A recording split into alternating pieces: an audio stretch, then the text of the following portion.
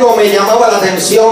Mario, mi cuñado, conoce a Miki de mucho tiempo antes que yo, y algo a mí me llama la atención, y es que Miki Molero y su esposa Nincy, al igual que José Luis Hernández y su esposa, están viviendo unos momentos ministeriales espectaculares, gloriosos, una puerta gigantesca que se están abriendo. Pero yo pensaba y decía, ellos están viviendo su momento ahora, pero ellos tuvieron que pagar un precio, pasar un proceso, sostenerse cuando nadie los aguantaba, creerle a Dios cuando nadie creía en ellos, sonreír cuando todos querían lastimarlo. Y hoy, en el 2013, ellos están pudiendo ver el significado de lo que es permanecer en Dios y creer que Él cumplirá lo que dijo que iba a hacer.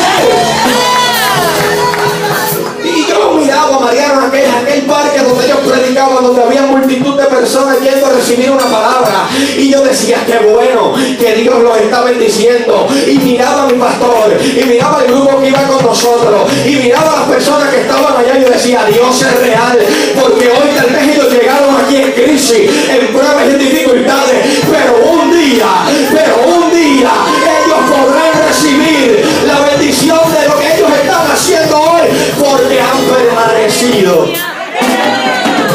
Escuche bien lo que le digo en esta tarde. Te quiero hacer una pregunta.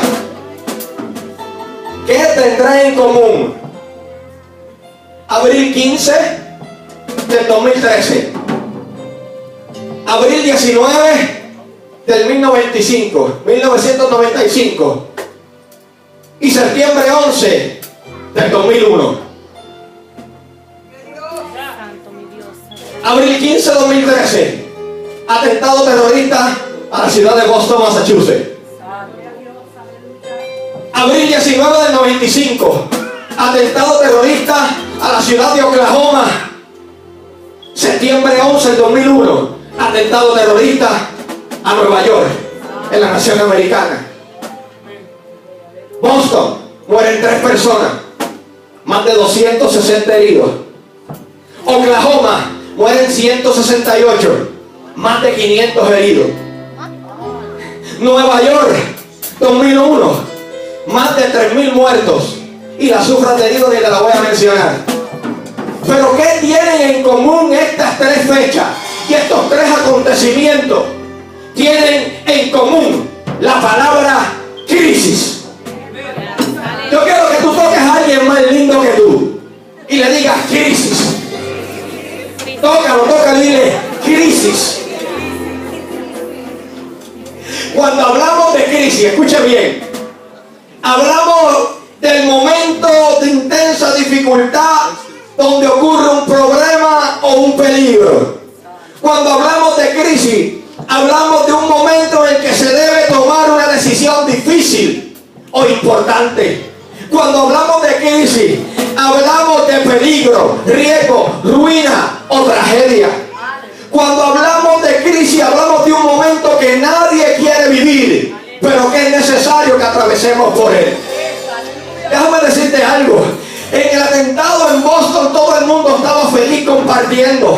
Aquella bomba explotó. Ustedes conocen la historia, está bien reciente. Niño murió, personas murieron y muchos salieron heridos. Comenzó a haber un estado de caos. Nadie podía salir de su casa. Todo el mundo tenía que quedarse encerrado porque nadie había podido identificar, óyeme bien, a los que habían perpetrado el acontecimiento. Una nación americana, una nación la cual se caracteriza por su sistema de defensa, una nación la cual es distinguida, oye, feliz, porque saben que el sistema de defensa de la nación americana es de los mejores que existe. Fue atacada, óyeme bien, fue visitada por un ataque terrorista de personas que vivían en esta nación, de personas que residían en esta nación. Déjame decirte algo, no te sorprenda si en tu vida los ataques terroristas espirituales que tú vas a experimentar son, óyeme bien, provocados por personas que vivían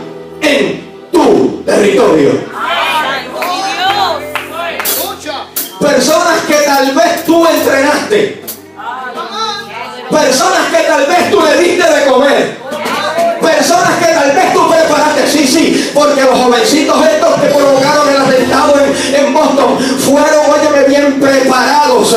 Se le había dado la ciudadanía americana, la presidencia hace un año atrás y el Estado de hoy, muy bien, la nación americana había invertido en ellos para que después ellos cometieran este perpetuo, oye bien, acontecimiento. Yo te voy a decir algo: cuando el enemigo quiere hacerte llorar, quiere hacerte sufrir, te quiere destruir en un atentado terrorista espiritual, él no va a usar un extraño, él va a usar a alguien que sabe que a ti te va a hacer daño y te va a causar dolor. Abril 19 del 1995, un hombre maneja un camión lleno de explosivos, lo estaciona junto al edificio federal y explota esta bomba, George. 168 muertos, más de 500 heridos, porque seguía creyendo en algo que no tenía validez. 2001, la nación americana fue visitada por aquellos dos aviones que se estrellaron en las Torres Gemelas. El tercer avión que se estrelló contra el Pentágono. Muchos murieron. Mario, ¿te acuerdas ese suceso en tu barbería? Cuando entró aquel niño pequeño, trigueñito, diciendo: un avión se estrelló. Y nosotros en la barbería dijimos: mira muchacho, vete para allá, estar diciendo mentiras. Y vuelve al rato y dice: un avión se estrelló. Y cuando todos los canales televisivos, pastor, comenzaron a estar en CNN, y lo que se veía era el segundo avión estrellándose en la torre. Recuerdo como hoy yo me encontraba en la barbería de mi cuñado Mario, todos recortando, y cuando aquel suceso comenzó a salir por la televisión, parecía una película de misterio, parecía algo que no podía ser real, pero ¿sabes qué? Es real, era real, estaba ocurriendo. Nuestra nación americana estaba siendo atacada con uno de los ataques terroristas más grandes de toda la historia del mundo, y tú y yo estábamos siendo testigos de lo que estaba ocurriendo. Una nación en crisis, personas en crisis. Tú solamente tenías que ver cómo personas se lanzaban, óyeme bien, desde los pisos altos de las Twin Towers, porque el calor, óyeme bien, y la desesperación era tan grande que ellos preferían lanzarse al vacío. Déjame decirte algo: cuando la crisis llega, muchas personas pierden la razón, hacen cosas que saben que van fuera de la lógica, toman decisiones que no son las correctas, porque en qué mente cabía tirarse de un piso altísimo en medio de esta crisis si el resultado final iba a ser el mismo. Es que la crisis provoca que perdamos la cordura, una crisis increíble. Tal vez aquí hay personas que fueron identificadas con estos sucesos. Mariano, tal vez aquí hay personas que estas crisis de alguna manera u otra los tocaron. Crisis que nos hacen llorar, pastor. Crisis que nos hacen dudar en ocasiones a muchos de que por qué, si hay un Dios tan real en los cielos, estas cosas tienen que acontecer. Crisis que provocan que nuestro corazón sea compungido y afligido, porque aunque tal vez no conozcamos a ninguno de los que murió, nos identificamos por esos sucesos. Pero te tengo noticias: la crisis es necesaria. Ay, Dios mío, yo no sé si usted va a creer que yo predique, pero yo voy a predicar. Dile al que está a tu lado: la crisis es necesaria. Escucha bien, muchas personas ven un mundo lleno de crisis, Pablo, y no hacen nada. Nada. No pretendamos que las cosas cambien si siempre hacemos lo mismo.